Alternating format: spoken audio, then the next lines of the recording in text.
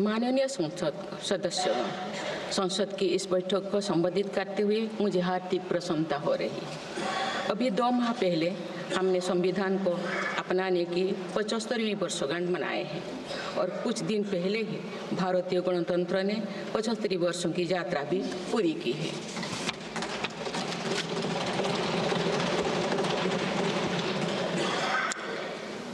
ये अवसर लोकतंत्र की जननी के रूप में भारत के गौरव को नई ऊंचाई देगा।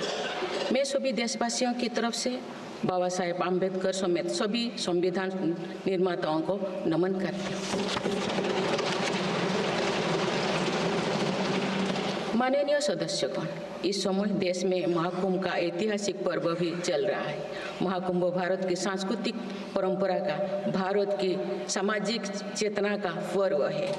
देश और दुनिया से आए करोड़ों श्रद्धालुओं प्रयागराज में पूर्ण स्नान कर चुके हैं। मैं मौनी अमावस्या के दिन हुई हादसे पर अपना दुख व्यक्त करती हूँ। घायलों के शीघ्र स्वस्थ होने की कामना करती हूँ। कुछ दिन पहले ही हमने देश के पूर्व प्रधानमंत्री डॉक्टर मनमोहन सिंह जी को खोए हैं। मनमोहन सिंह जी ने 10 वर्ष तक प्रधानमंत्री के रूप में देश की सेवा की। वे लंबे समय तक संसद के सदस्य भी रहे। मैं मनमोहन सिंह जी को भावभीनी श्रद्धांजलि अर्पित करती हूँ। माननीय सदस्यगण, भारत की विकास यात्रा की इस अमृतकाल को आज मेरी सरकार अभूतपूर्व उपलब्धियों के माध्यम से नई ऊर्जा दे रही है। तीसरे कार्यकाल में 3 गुना तेज गति से काम हो रहा है। आज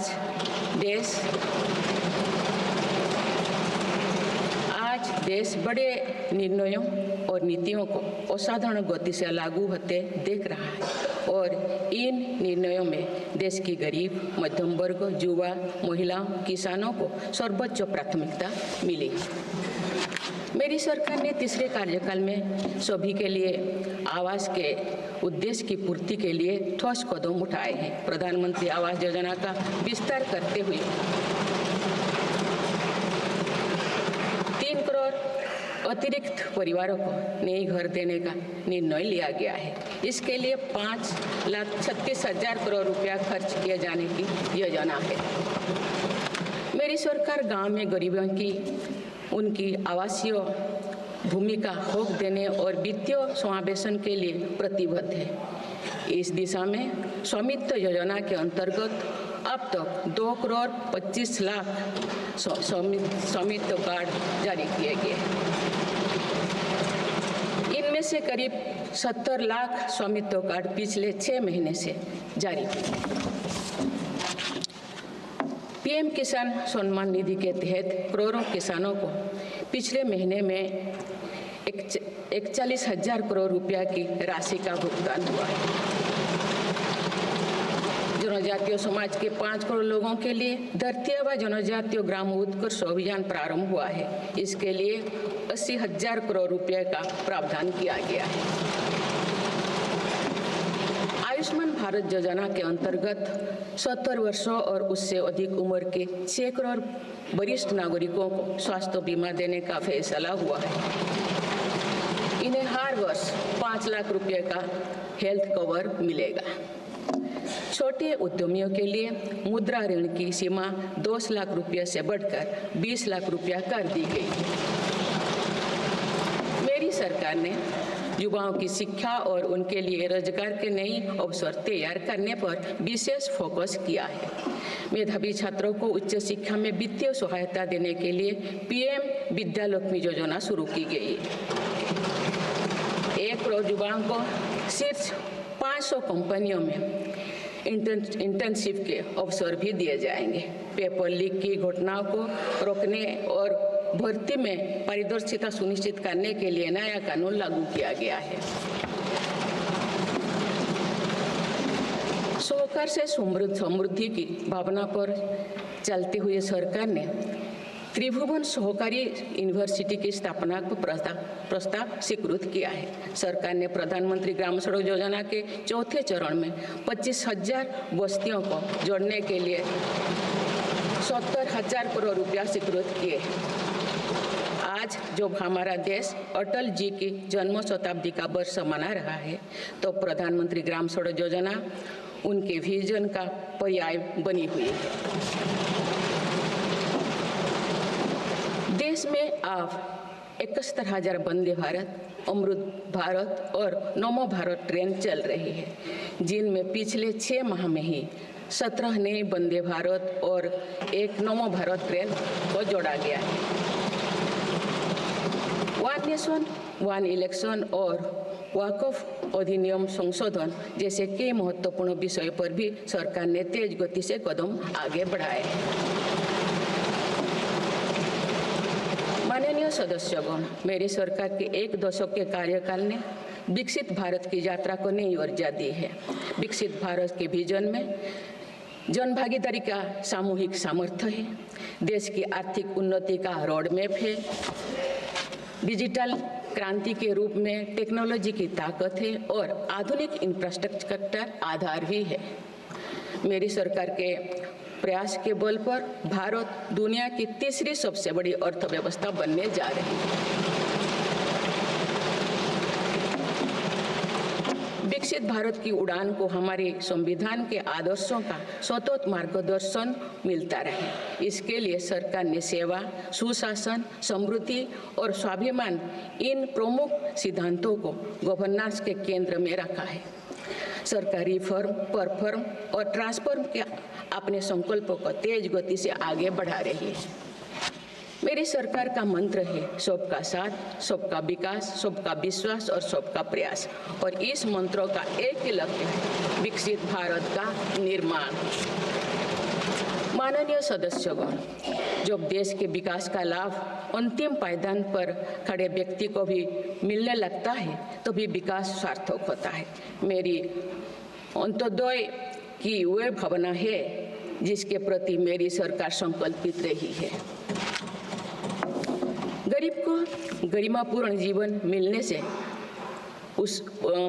उसमें जो सशक्तिकरण का भाव पैदा होता है और गरीबी से लड़ने में उसकी मदद करता है।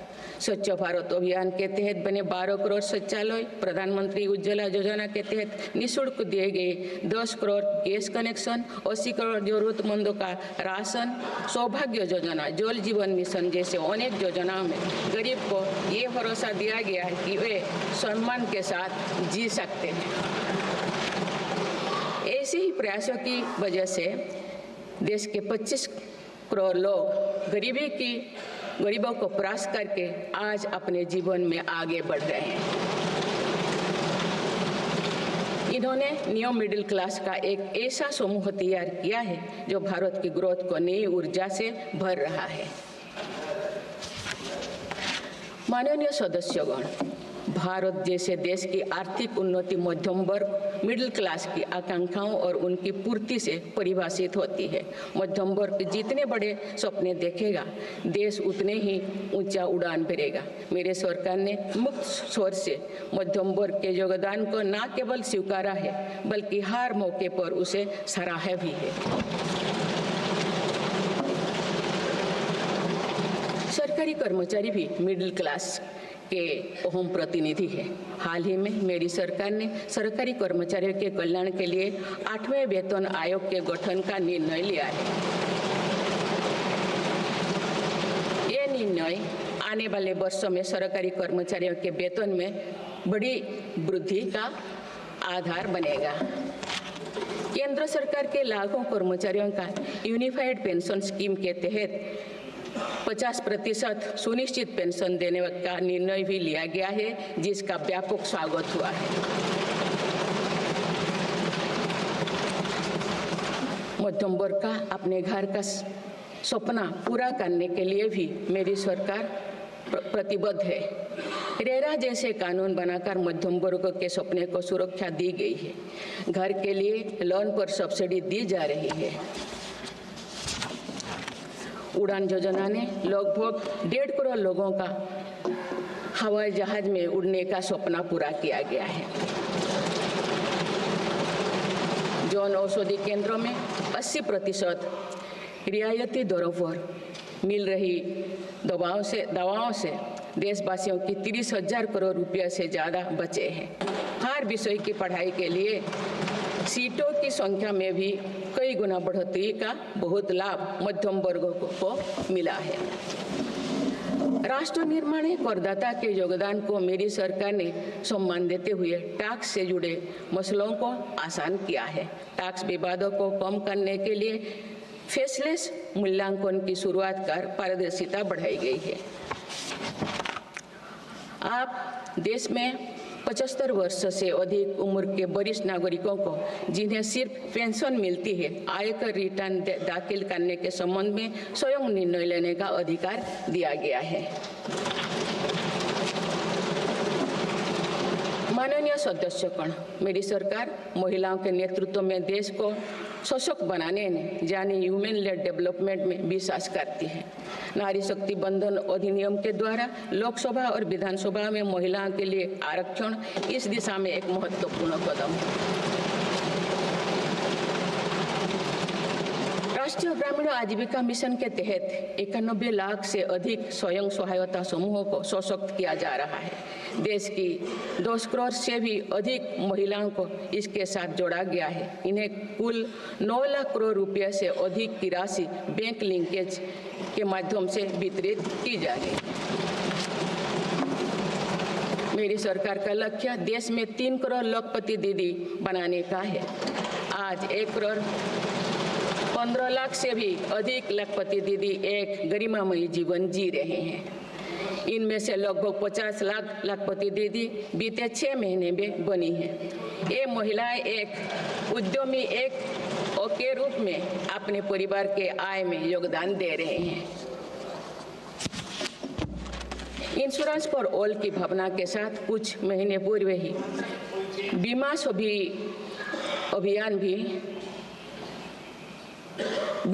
अभियान भी शुरू किया गया है। हमारे बैंकिंग और डिजी पेमेंट्स सखियां दूर दराज के इलाकों में लोगों को वित्तीय व्यवस्था से जुड़ने में महत्वपूर्ण भूमिका निभा रहे हैं। कृषि सखियां नेचुरल फार्मिंग के बढ़ावा दे रही हैं और पशु सखियां के माध्यम से हमारा पशुधन मजबूत हो रहे हैं। ड्रोन दीदी योजना महिलाओं के आर्थिक और तकनीकी सशक्तिकरण का माध्यम बने हैं। ये इस संसद के लिए गौरव का विषय है कि बड़ी संख्या में भारत की बेटियां लड़ाकू विमान उड़ा रही हैं, पुलिस में भर्ती हो रही हैं और कॉरपोरेट कंपनियों का नेतृत्व भी कर रहे हैं। मेरी सरकार के निर्णय के बाद बालिकाओं की भर्ती राष्ट्रीय मिलिट्री स्कूलों में प्रारंभ हो गई है। नेशनल डिफेंस एकेडमी में भी महिला कैडेट्स को भर्ती शुरू की गई है। हमारी बेटियां आज ओलंपिक में मेडल लाकर देश को भी गौरवान्वित कर रही हैं। मैं भारत की संसद के माध्यम से देश की नारी शक्ति को विशेष बधाई देती हूँ। माननीय सदस्यगण, पिछले 1 दशक में देश के हर बड़े प्रयास का दायित्व आगे बढ़कर भारत के युवाओं को उठाना पड़ा है। आज हमारा युवा स्टार्टअप स्पोर्ट्स से लेकर स्पेस तक हर फील्ड में देश का नाम रोशन कर रहे हैं। माय भारत पोर्टल के जरिए लाखों युवा राष्ट्र निर्माण के कार्य से जुड़ रहे हैं। पिछले 1 दशक में मेक इन इंडिया, आत्मनिर्भर Bharat, startup India, stand up India और डिजिटल इंडिया जैसी पहल ने युवाओं को रोजगार के अनेक अवसर प्रदान किए हैं। पिछले 2 वर्षों में सरकार ने रिकॉर्ड संख्या में 10 लाख स्थायी सरकारी नौकरियां प्रदान की गई। मेरी सरकार ने युवाओं के बेहतर कौशल और नई अवसरों के सृजन के लिए 2 लाख करोड़ रुपया का पैकेज स्वीकृत किया है। 1 करोड़ युवाओं के लिए इंटर्नशिप की व्यवस्था से युवाओं को ग्राउंड पर काम करने का अनुभव प्राप्त होगा। आज देश में 1.5 लाख से अधिक स्टार्टअप है जो इनोवेशन के स्तंभ के रूप में उभर रहे हैं। 1000 करोड़ रुपया की लागत से स्पेस सेक्टर में वेंचर कैपिटल फंड की शुरुआत की गई है। US world future skill index 2025 में भारत विश्व में दूसरे नंबर पर पहुंच गया है। यानी फ्यूचर ऑफ वर्क श्रेणी में एआई और डिजिटल टेक्नोलॉजी अपनाने में भारत दुनिया को रास्ता दिखा रहा है।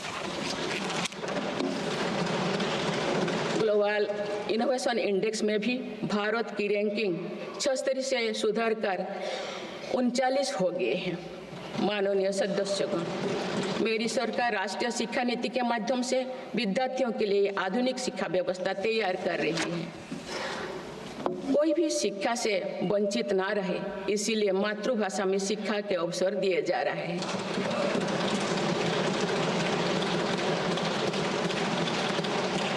विभिन्न भर्ती परीक्षाएं 13 भारतीय भाषाएं में आयोजित कर भाषा संबंधी बाधाओं को भी दूर किया गया है। बच्चों में इनोवेशन को बढ़ावा देने के लिए 10,000 से अधिक स्कूलों में अटल टिंकरिंग लैब्स खोली गई है। ईज ऑफ डूइंग रिसर्च के लिए हाल ही में one nation one subscription scheme लागू कर दिया है। इससे अंतर्राष्ट्रीय शोध की सामग्री निःशुल्क उपलब्ध हो सकेगी। पिछले एक दशक में उच्च शिक्षण संस्थानों की संख्या बढ़ी है। इनकी गुणवत्ता में भी व्यापक सुधार हुआ है। यूएस विश्व यूनिवर्सिटी एशिया रैंकिंग में हमारे 163 विश्वविद्यालय शामिल हुए हैं। नालंदा विश्वविद्यालय के नए कैंपस का शुभारंभ कर शिक्षा में भारत का पुराना गौरव वापस लाया गया है। वो दिन भी दूर नहीं जो भारत में निर्मित गगनयान में एक भारतीय नागरिक अंतरिक्ष में जाएगा। कुछ दिन पहले स्पेस डॉकिंग में सफलता ने भारत के अपने स्पेस स्टेशन का मार्ग और आसान कर दिया गया। कुछ दिन पहले इसरो ने अपना 100वां लॉन्च करते हुए सैटेलाइट के सफलतापूर्वक स्थापित किए। मैं इस उपलब्धि के लिए भी इसरो को और सभी देशवासियों को बधाई देती हूँ। माननीय सदस्यगण, मेरी सरकार ने देश में विश्व स्तरीय स्पोर्ट्स वातावरण बनाने की दिशा में खोले खेलो India scheme, target Olympic podium scheme यानी स्टॉप्स राष्ट्रीय स्पोर्ट्स यूनिवर्सिटी स्थापित करके देश को आगे कदम बढ़ाए। दिव्यांग के लिए ग्वालियर में विशेष खेल केंद्र खोला गया है। भारत की टीमों में चाहे ओलंपिक हो या फिर पैरालंपिक, हर जगह बेहतरीन प्रदर्शन किया गया है। हाल ही में विश्व शतरंज चैंपियनशिप में भी भारत ने अपना परचम लहराया। फिट इंडिया मूवमेंट चलाकर हम सशक्त युवा शक्ति का निर्माण कर रहे हैं।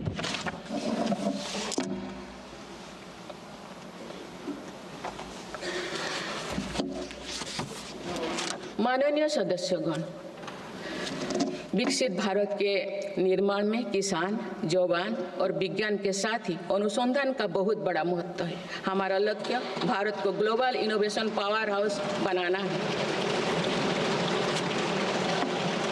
देश के शिक्षण संस्थानों में अनुसंधान को बढ़ावा देने के लिए 50,000 करोड़ रुपया की लागत से अनुसंधान नेशनल रिसर्च फाउंडेशन स्थापित किया गया है।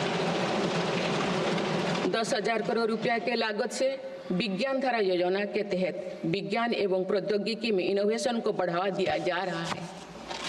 आर्टिफिशियल इंटेलिजेंस के क्षेत्र में भारत के योगदान को आगे बढ़ाते हुए इंडिया एआई मिशन प्रारंभ किया गया है। राष्ट्रीय क्वांटम मिशन से भारत इस फ्रंटियर टेक्नोलॉजी में दुनिया के अग्रणी देशों की पंक्ति में स्थान बना सकेगा।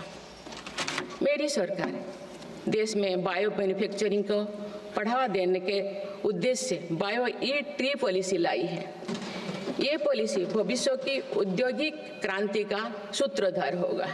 बायो इकोनॉमी का उद्देश्य प्राकृतिक संसाधनों का कुशल उपयोग करना है, जिससे पर्यावरण को संरक्षित करते हुए रोजगार के नए अवसर पैदा होगा। माननीय सदस्यगण, मेरी सरकार ने अर्थव्यवस्था को पॉलिसी पैरालिसिस जैसे परिस्थितियों से उबरने के लिए मजबूत इच्छा शक्ति के साथ काम किया है। कोविड और उसके बाद के हालात एवं युद्ध जैसी वैश्विक चिंताओं के बावजूद भारतीय अर्थव्यवस्था ने जो स्थायित्व एवं रेजिलियंस दिखाया है वो उसके सशक्त होने का प्रमाण है। मेरी सरकार ने ईज ऑफ डूइंग बिजनेस को बढ़ावा देने के लिए कई महत्वपूर्ण कदम उठाए हैं।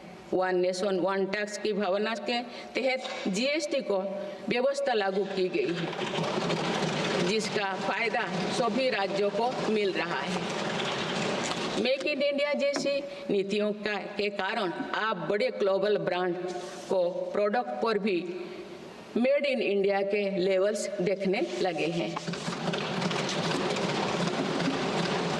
माननीय सदस्यगण, भारत के छोटे व्यापारी गांव से लेकर शहरों तक हर जगह आर्थिक प्रगति को गति देते हैं। मेरी सरकार छोटे उद्यमियों को अर्थव्यवस्था की रीढ़ मानते हुए उन्हें स्वरोजगार के नए अवसर दे रही है।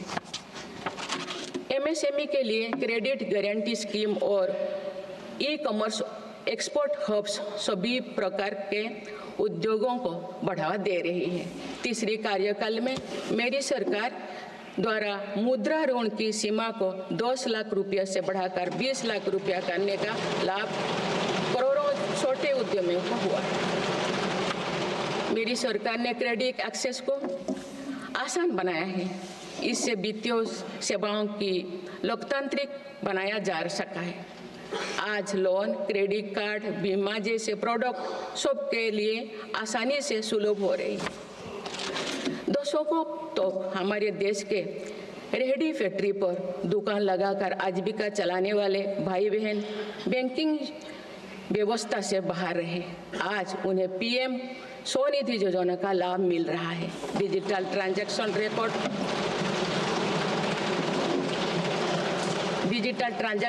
रिकॉर्ड के आधार पर उनको बिजनेस बढ़ाने के लिए और लोन मिलता है।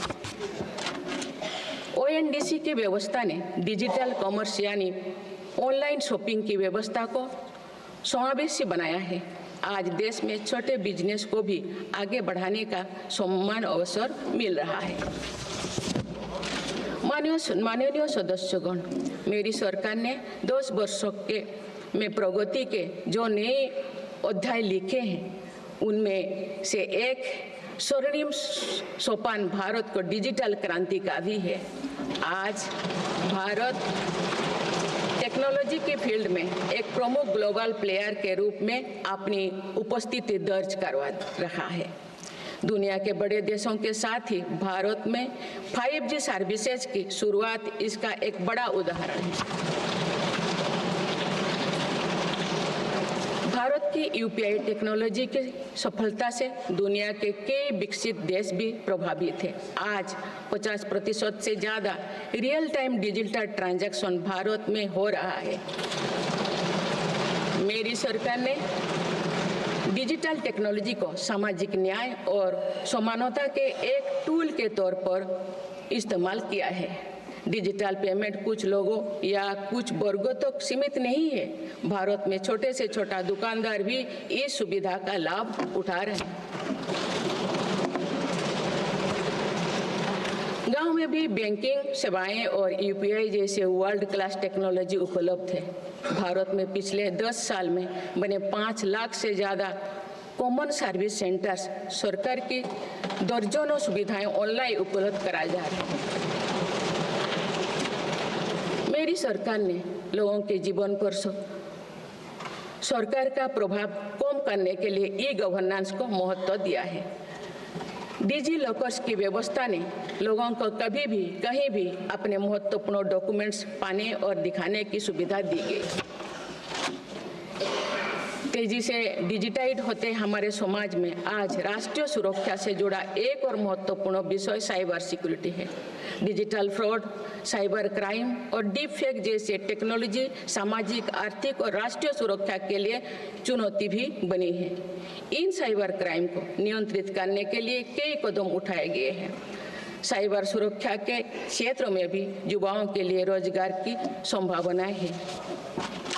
मेरी सरकार साइबर सिक्योरिटी में दक्षता सुनिश्चित करने दिशा में निरंतर कार्यरत है।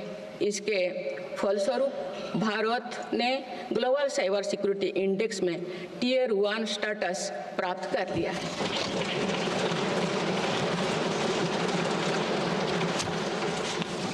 माननीय सदस्यगण, किसी भी देश का आधुनिक इंफ्रास्ट्रक्चर ने केवल उसके नागरिकों को एक बेहतर जीवन एवं देश को नई पहचान देता है, बल्कि देश को एक नया आत्मविश्वास भी देता है। बीते दशक में भारत ने वर्ल्ड क्लास इंफ्रास्ट्रक्चर निर्माण के कई माइलस्टोन तय किए हैं। इस आधुनिक इंफ्रास्ट्रक्चर से दुनिया में भारत की छवि मजबूत हुई है। इन्वेस्टर्स का भारत के प्रति भरोसा बढ़ा है, उपयोग को बल मिला है और नए रोजगार का निर्माण हो रहा है। मेरी सरकार देश के हर हिस्से को हाईवे, एक्सप्रेसवे से कनेक्ट करने के लिए मिशन मोड में काम कर रही है। पीएम गति शक्ति नेशनल मास्टर प्लान के द्वारा परियोजना पर पूरा करने की गति तेज हुई है।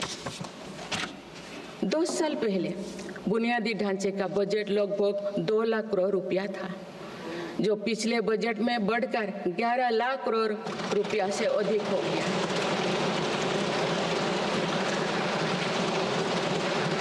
पिछले एक दशक के काम को आगे ले जाते हुए पिछले 6 महीने में मेरी सरकार ने भविष्य के इंफ्रास्ट्रक्चर में रिकॉर्ड निवेश किया है। वाडवोन में भारत के पहले डीप वाटर मेगा पोर्ट की आधारशिला रखी गई है। 76,000 करोड़ की लागत से बनने वाला ये पोर्ट विश्व के शीर्ष 10 पोर्ट में से एक है। मुझे बताते हुए खुशी हो रही है कि उधमपुर श्रीनगर बारामूला रेल लिंक परियोजना पूरी हो गई है और अब देश कश्मीर से कन्याकुमारी तक रेलवे लाइन से जुड़ जाएगा। इस महत्वाकांक्षी परियोजना के तहत चेनाब ब्रिज का निर्माण हुआ है, जो विश्व का सबसे ऊंचा रेल ब्रिज है। साथ ही आंजी ब्रिज देश का पहला रेल केबल ब्रिज बना है। सिंकुन ला सुरंग पर काम भी सफलतापूर्वक आगे बढ़ रहा है। निकट भविष्य में पूरी होने पर यह विश्व की सबसे ऊंचा सुरंग हो। इससे लद्दाख और हिमाचल प्रदेश के बीच 12मासी संपर्क बना रहेगा।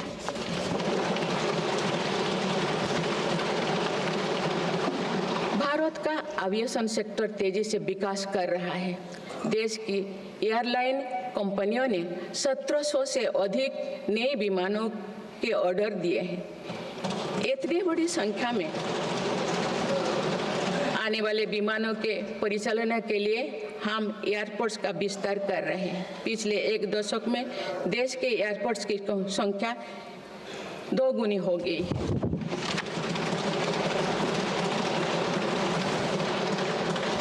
माननीय सदस्यगण, विकसित भारत को गति देने के लिए हमारे शहरों को फ्यूचर रेडी बनाना आवश्यक है। इस दिशा में मेरी सरकार ने शहरी सुविधाओं का आधुनिकीकरण कर उन्हें एनर्जी एफिशिएंट बनाने पर जोर दिया है।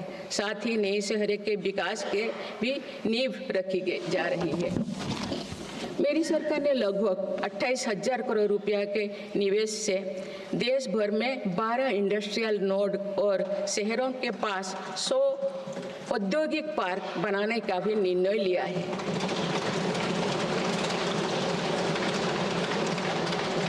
शहरी यातायात को सुगम बनाने के कार्य लगातार जारी है। दिल्ली, पुणे, ठाणे और बेंगलुरु में मेट्रो प्रोजेक्ट्स और अहमदाबाद भुज रूट पर शुरू हुई नमो भारत रैपिड रेल सर्विसेज विकसित भारत के शहरों का स्वरूप है।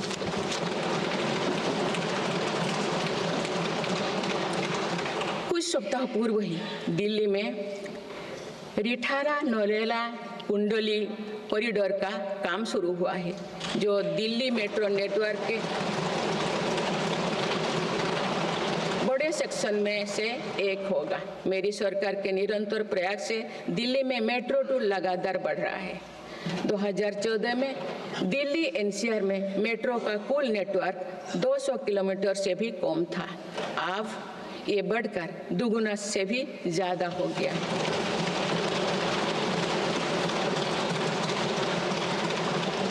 आज मुझे ये बताते हुए बेहद प्रसन्नता हो रही है कि भारत का मेट्रो नेटवर्क अब 1000 किलोमीटर के माइलस्टोन को पार कर चुका है। भारत अब मेट्रो नेटवर्क के मामले में दुनिया का तीसरा सबसे बड़ा देश बन गया। लगभग 8,000 करोड़ रुपया के खर्च से देश में 52,000 इलेक्ट्रिक बस चलाने का भी निर्णय हुआ है। इससे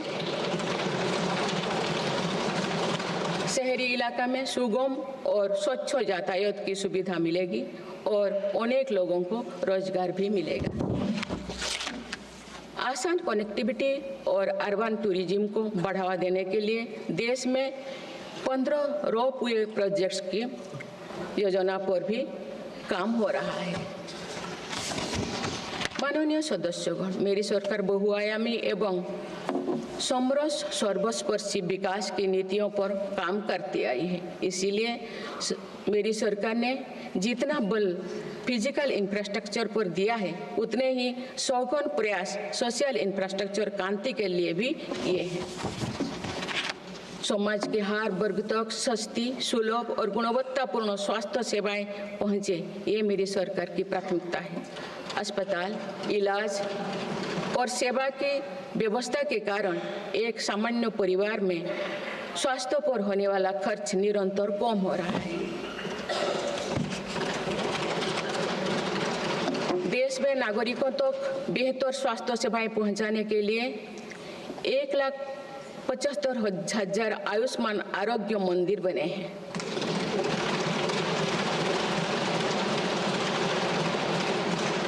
देश में कैंसर मरीजों की बढ़ती संख्या और इलाज में होने वाले खर्च को देखते हुए अनेक कैंसर दवाओं को कस्टम ड्यूटी में से मुक्त कर दिया गया है।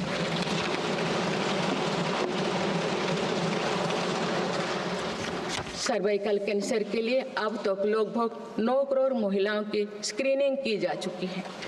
मेरी सरकार के प्रयास से दिमागी बुखार से लड़ने में देश को काफी सफलता मिली है। इससे होने वाले मृत्यु दर अब घटकर 6% रह गए। राष्ट्रीय टीबी उन्मूलन कार्यक्रम के अंतर्गत टीबी के मरीजों की संख्या भी घटी है। मेरी सभी देशवासियों और माननीय सांसदों से आग्रह है कि हम सब मिलकर टीबी मुक्त भारत के अभियान को सफल बनाने में अपना योगदान दें।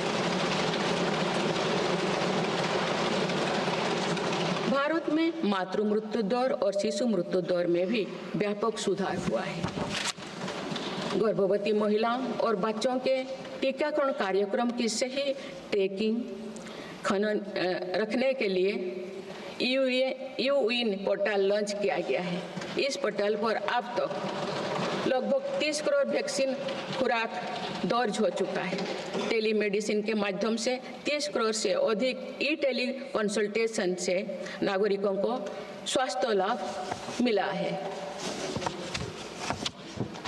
सरकार अगले 5 सालों में देश के मेडिकल कॉलेजों में 75,000 नई सीटों के सृजन के लिए भी काम कर रही है। सरकार हेल्थ इंफ्रास्ट्रक्चर और मेडिकल इक्विपमेंट मैन्युफैक्चरिंग को बढ़ावा दे रही है।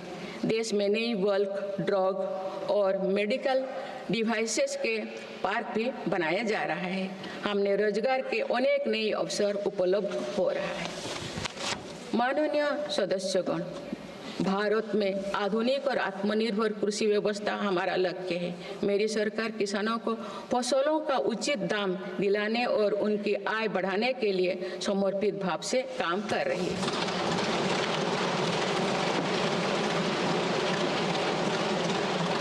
वर्ष 2023-24 में रिकॉर्ड 332 मिलियन टन अनाज उत्पादन हुआ है और आज भारत विश्व का सबसे बड़ा दूध, दाल और मसालों का उत्पादक है। सरकार ने खरीफ और रबी फसलों के MSP में निरंतर बढ़ोतरी की है। पिछले 10 दशक में धान, गेहूं, दलहन, तिलहन और मोटे अनाज की खरीद पर 3 गुना ज्यादा राशि खर्च की गई है। पिछले 6 महीने में फसलों की जलवायु अनुकूल, बायो फोर्टिफाइड और अच्छी उपज देने वाले 109 उन्नत प्रजातियां किसानों को सौंपी गई है। देश में कृषि इंफ्रास्ट्रक्चर को सुदृढ़ करने के लिए सरकार ने कृषि इंफ्रास्ट्रक्चर फंड योजना के दायरे का विस्तार किया है। इससे ग्रामीण क्षेत्र में रोजगार को और बढ़ावा मिलेगा। देश में तिलहन उत्पादन को बढ़ावा देने और खाद्य तेलों में आत्मनिर्भरता प्राप्त करने के उद्देश्य से national mission on oil seeds को स्वीकृति दी गई है। प्राकृतिक खेती को बढ़ावा देने के लिए भी राष्ट्रीय मिशन चलाया जा रहा है। इस वर्ष की शुरुआत में ही किसानों को सस्ती दरों में DAP की उपलब्धता सुनिश्चित करने के लिए विशेष पैकेज की अवधि की बढ़ाया गया है। मत्स्य पालन को बढ़ावा देने के लिए 11 एकीकृत एक्वा पार्क की स्थापना की गई है। माननीय सदस्यगण, कुछ सप्ताह पूर्व ही भारत मौसम विज्ञान विभाग के 150 साल पूरी हुई है। वेदर रेडी और क्लाइमेट स्मार्ट भारत के लिए मेरी सरकार ने 2000 करोड़ रुपए की लागत से मिशन मौसम प्रारंभ किया है, जिसका लाभ हमारे किसानों को भी मिलेगा। बाबा साहेब अम्बेडकर के विजन पर चलते हुए देश के सूखाग्रस्त इलाकों में सिंचाई और पीने के पानी उपलब्ध कराने के लिए मेरी सरकार ने 2 ऐतिहासिक रिवर इंटरलिंकिंग परियोजनाओं पर काम आगे बढ़ाया है। 40,000 करोड़ रुपये से अधिक लागत की किन बेतवा लिंक परियोजना में मध्य प्रदेश और उत्तर प्रदेश के लाखों ग्रामीण भाई बहन का लाभ मिलेगा। संशोधित पार्वती, काली मेघी, चंबल लिंक परियोजना में राजस्थान और मध्य प्रदेश में सिंचाई और पीने के पानी की आवश्यकता की पूर्ति। पोलावरम सिंचाई परियोजना को पूरा करने के लिए 12,000 करोड़ रुपया की अतिरिक्त राशि भी स्वीकृत की गई है। माननीय सदस्यगण, हमारे 8 लाख सहकारी संस्थाएं एवं उनके 19 करोड़ हितधारक सदस्य ग्रामीण भारत के करीब 90% क्षेत्र का प्रतिनिधित्व करते हैं। बीते वर्षों में शहरी क्षेत्रों में भी सहकारी संस्थाओं का विस्तार हुआ है। सहकारी सेक्टर के आर्थिक सशक्तिकरण के लिए उठाए गए विभिन्न कदमों के फलस्वरूप रोजगार के अनेक अवसर सृजित हो गए हैं। वर्ष 2025 को अंतर्राष्ट्रीय सहकारिता वर्ष के रूप में मनाया जा रहा है, जिसमें भारत अपना महत्वपूर्ण योगदान देगा।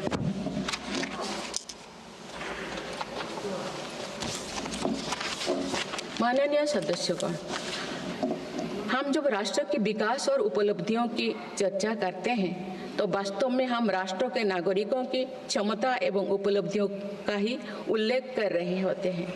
आज देश के विकास में सबका साथ है, इसीलिए हम देश के सही सामर्थ्यों का अनुभव कर पा रहे हैं। मेरी सरकार के प्रयासों का सबसे अधिक लाभ देश के दलित, वंचित और आदिवासी समाज को मिल रहा है।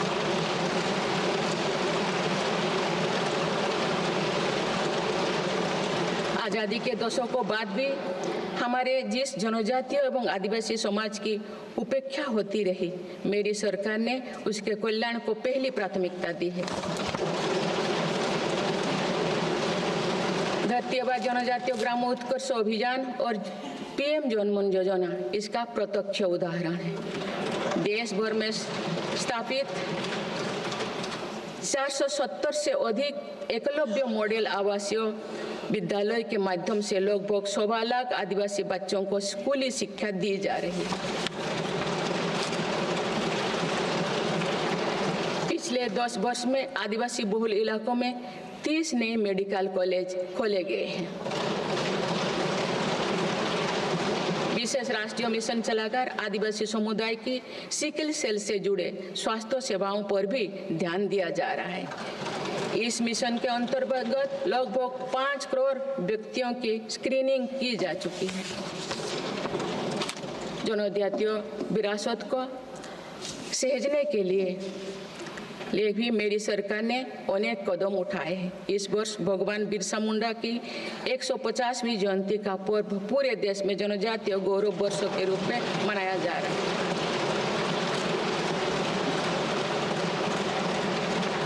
माननीय सदस्यगण, विकसित भारत की एक महत्वपूर्ण कसौटी देश का संतुलित विकास है। किसी क्षेत्रों में ये भावना नहीं होनी चाहिए कि वे विकास में पीछे छूट गए हैं। मेरी सरकार ने नॉर्थ ईस्ट के लोगों की इन्हीं भावनाओं को समझा, उनके दिल से दूरियों का भाव समाप्त किया।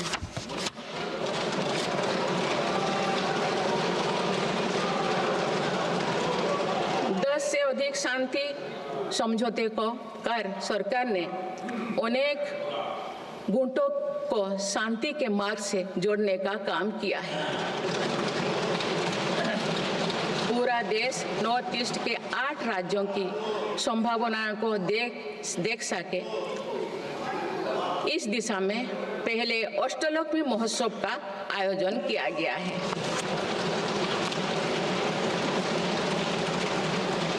पूर्वोत्तर के विकास के साथ साथ सरकार ने देश के पूर्वोत्तर यानी पूर्वी राज्यों के सर्वांगीण विकास की कार्य योजना पर काम शुरू कर दिया गया है, जिससे रोजगार के नए अवसर भी उपलब्ध होगी।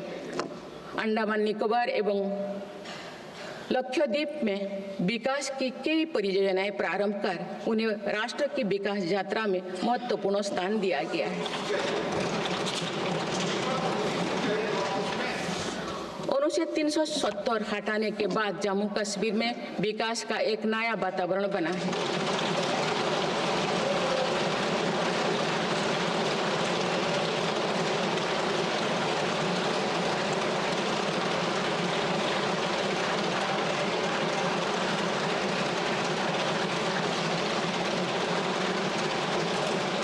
जम्मू कश्मीर में लोकसभा चुनाव एवं विधानसभा चुनाव अत्यंत शांतिपूर्ण माहौल में संपन्न हुए।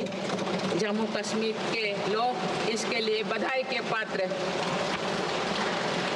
माननीय सदस्यगण, राष्ट्र या समाज की सफलता समावेशी एवं सर्वस्पर्शी तभी होती है जब वो सिद्धांतों से प्रेरित हो।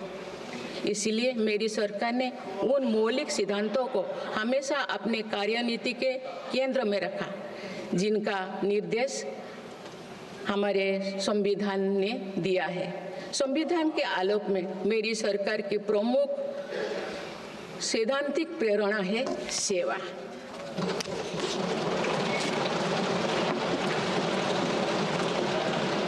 मेरी सरकार मानती है कि 140 करोड़ देशवासियों की सेवा ही सरकार का प्रमुख कर्तव्य है।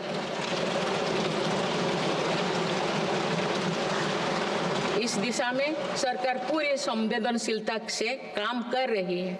समाज के पिछड़े वर्ग और सफाई कर्मचारियों को आसान लोन मुहैया कराने के लिए पीएम सूरज योजना का विस्तार किया गया है। सरकारी योजनाओं का लाभ दिव्यांगजनों तक पहुंचाने के लिए 1 करोड़ से अधिक दिव्यांग पहचान पत्र जारी किए गए हैं। स्वच्छता सैनिकों के लिए चलाई जा रही नमस्ते योजना का विस्तार कर अब स्वच्छता का बीड़ा उठाने वाले भाई बहनों को भी इसमें शामिल किया गया है। विकसित भारत की यात्रा में कोई भी छूटने ना पाए, इस ध्येय के अनुरूप मेरी सरकार सैचुरेशन अप्रोच के साथ काम कर रही है। माननीय सदस्यगण, बीता दशक भारत की सांस्कृतिक चेतना के पुनः जागरण का दशक रहा है।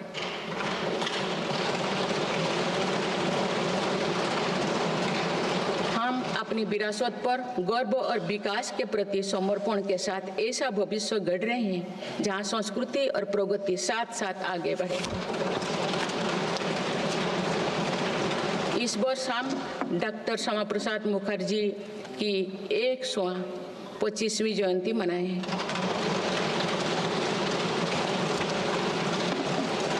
उन्होंने कहा था कि सच्चा राष्ट्रवाद केवल भारत की भौतिक एकता नहीं बल्कि उनकी सांस्कृतिक एकता को मजबूत करने में है।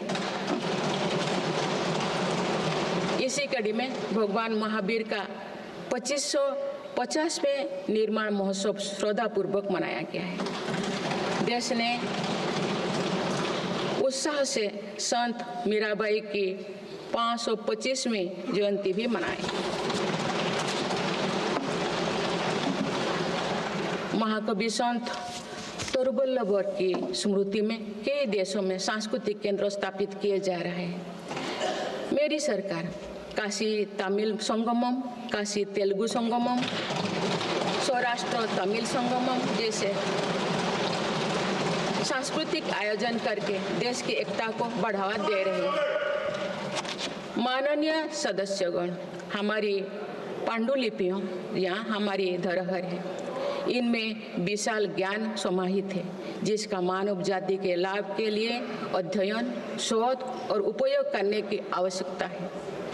उन्होंने प्रौद्योगिकी का उपयोग करके पांडुलिपियों के डिजिटाइजेशन और संरक्षण का कार्य मिशन मोड पर प्रारंभ किया जा रहा है। देश की विरासत का एक महत्वपूर्ण स्तंभ हमारी समृद्ध भाषा संस्कृति है। मुझे खुशी है कि सरकार ने आसामी, मराठी, पाली, प्राकृत और बांग्ला भाषाओं को क्लासिकल लैंग्वेज का दर्जा दिया है। भारत की सभी भाषाओं में सरलता से संवाद के लिए AI की सहायता से भाषिणी प्लेटफॉर्म का देशवासी व्यापक उपयोग कर रहे हैं। माननीय सदस्यगण, मेरी सरकार के प्रयासों से आज विश्व के सांस्कृतिक मंच पर भारत ने ग्लोबल लीडर की पहचान बनाई है।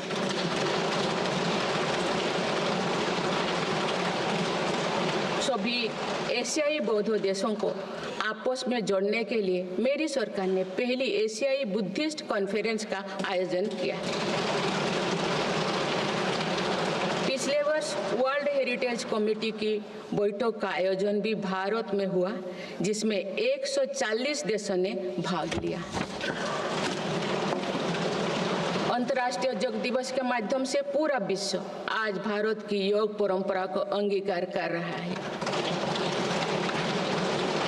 माननीय सदस्यगण, प्रगति की भव्य इमारत को नई बुलंदियों तक ले जाने के लिए मजबूत स्तंभों की जरूरत होती है। भारत के विकास के लिए मेरी सरकार ने रिफॉर्म, परफॉर्म और ट्रांसफॉर्म के ऐसे ही 3 मजबूत स्तंभ बनाए हैं। आज ये सब पूरी दुनिया में भारत के नए गवर्नेंस मॉडल का पर्याय बन गए हैं। सरकार ने संविधान के लागू होने से पहले बने कानूनों की विस्तृत समीक्षा की है।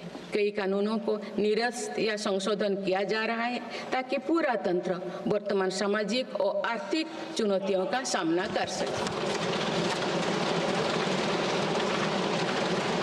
सरकार अब तक 1500 से अधिक पुराने और आवश्यक कानूनों को निरस्त कर चुके हैं। गुलामी के कानूनों को हटाकर दंड संहिता के स्थान पर न्याय संहिता लागू किए गए। जन विश्वास और जन भागीदारी के साथ मेरी सरकार जनता का जीवन सुगम बनाने पर कार्य कर रही है।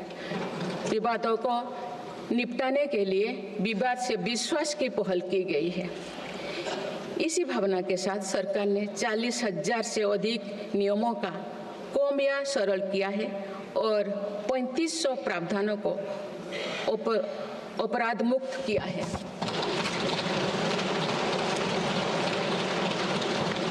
मेरी सरकार ने देश के अत्यंत पिछड़े इलाकों में आकांक्षी जिला कार्यक्रम प्रारंभ कर सुशासन का एक अनूठा प्रयोग किया है।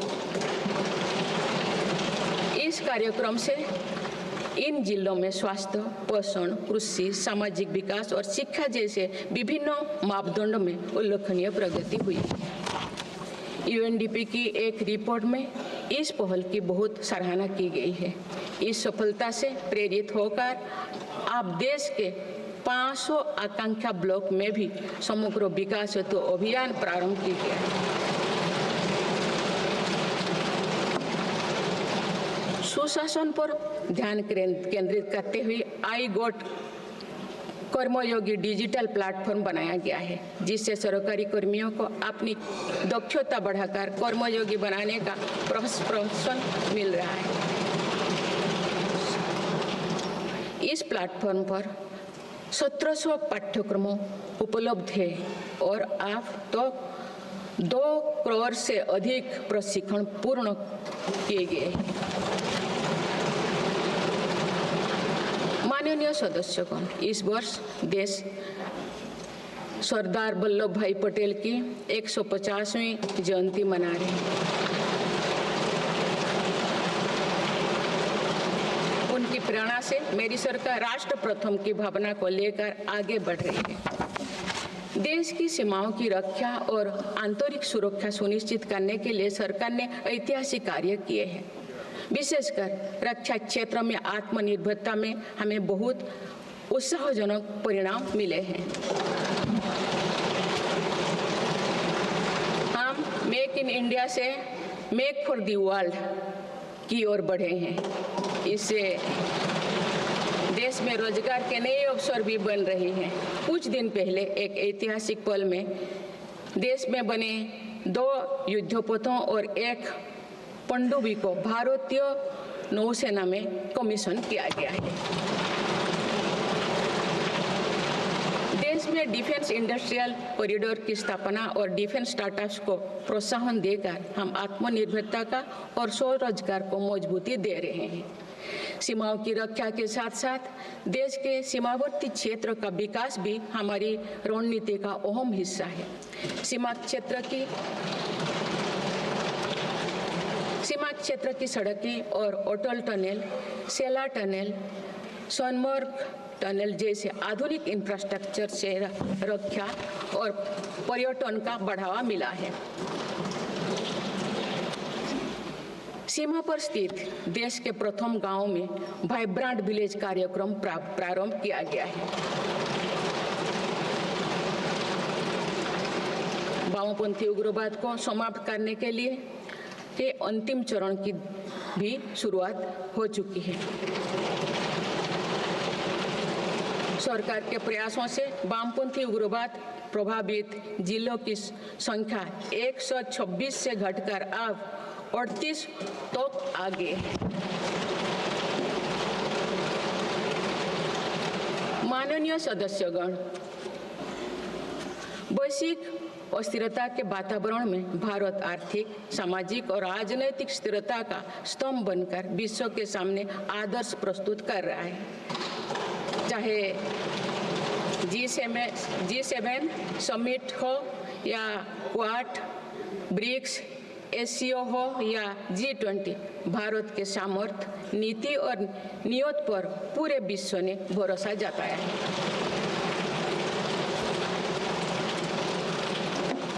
आज बड़े से बड़े वैश्विक मंच पर भी भारत अपने हितों को मजबूत के साथ आगे रखता है। G20 का सफल आयोजन और दिल्ली डिक्लेरेशन इसका उदाहरण है। तीसरी global south summit, Bharat Asian summit और भारत करिकम समिट में हमने ग्लोबल साउथ से जुड़े विषयों को अभिव्यक्ति दी। हमने समिट ऑफ द फ्यूचर में भारत का विजन ऑफ फ्यूचर रखा है। इसी माह में मेरी सरकार द्वारा भुवनेश्वर में प्रवासी भारतीय दिवस का आयोजन किया गया। प्रवासी भाई बहनों के सुविधा सहूलियत हमारी प्राथमिकता है। इसीलिए 6 नए दूतावास और 4 नए वाणिज्यिक दूतावास खोलने का निर्णय लिया गया है। विश्व बंधु की छवि मजबूत करते हुए विश्व में कोई आपदाग्रस्त इलाकों में भारत ने तुरंत सहायता भरा हाथ बढ़ाया। भारत के नए देशों के साथ अपना डिजिटल पब्लिक इंफ्रास्ट्रक्चर साझा किया है और जन औषधि केंद्रों स्थापित कर दिए। माननीय सदस्यगण, मेरी सरकार वर्तमान के साथ ही आगे वाली पीढ़ियों को ध्यान में रखते हुए भी निर्णय ले रही है। हम देश को ग्रीन फ्यूचर, ग्रीन जॉब्स की तरफ ले जा रहे हैं। 2030 तक 500 gigawatt non fossil fuel energy क्षमता के लक्ष्यों को प्राप्त करने की दिशा में बीते 6 महीने में कई बड़े फैसले लिए गए हैं। पीएम सूर्यघर मुफ्त बिजली योजना के अंतर्गत 75,000 करोड़ रुपया की लागत से रूफटॉप सोलर सिस्टम स्थापित किए जा रहे हैं। अभी तक 7.5 लाख घरों में रूफटॉप सोलर की स्थापना की जा चुकी है। इससे रोजगार के अवसर भी बढ़े हैं। राष्ट्रीय ग्रीन हाइड्रोजन मिशन के तहत 8 लाख करोड़ रुपए का निवेश और 6 लाख से अधिक रोजगार का सृजन होगा। हम परमाणु ऊर्जा का विस्तार करने पर भी तेजी से काम कर रहे हैं। मेरी सरकार वाहन स्क्रैपिंग पॉलिसी लाई है ताकि पुराने वाहनों का वैज्ञानिक तकनीकी से निपटारा हो और इससे भी रोजगार के नए अवसर सृजित हो। इसी क्रम में विश्व पर्यावरण दिवस 2024 पर एक पेड़ मां के नाम अभियान प्रारंभ किया गया।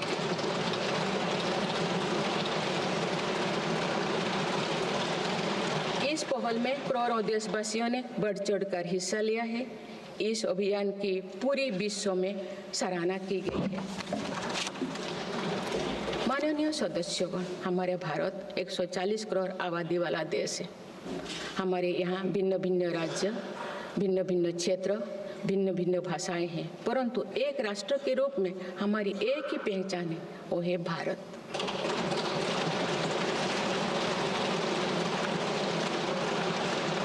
हमारा एक ही संकल्प है, एक ही लक्ष्य है, विकसित भारत।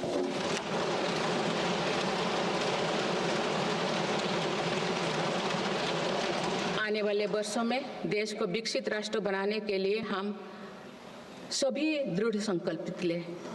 इस संकल्प में देश के शहीदों की प्रेरणाएं हैं, पूज्य बापू के मानवीय आदर्श है और सरदार पटेल जी जैसे माँ भारती की संतानों द्वारा हमें दिलाई गई एकता की शपथ है। हमें इन प्रेरणाओं को आगे रखते हुए एकता के इस सामर्थ्य से विकसित भारत के संकल्प को पूर्ण करना है। आइए हम एक बार फिर एकता के संकल्प को दोहराएं और भारत के सपनों को पूरा करने के लिए कटिबद्ध हो। जब हम साथ मिलकर बढ़ेंगे तो हमारी भावी पीढ़ियां 2047 में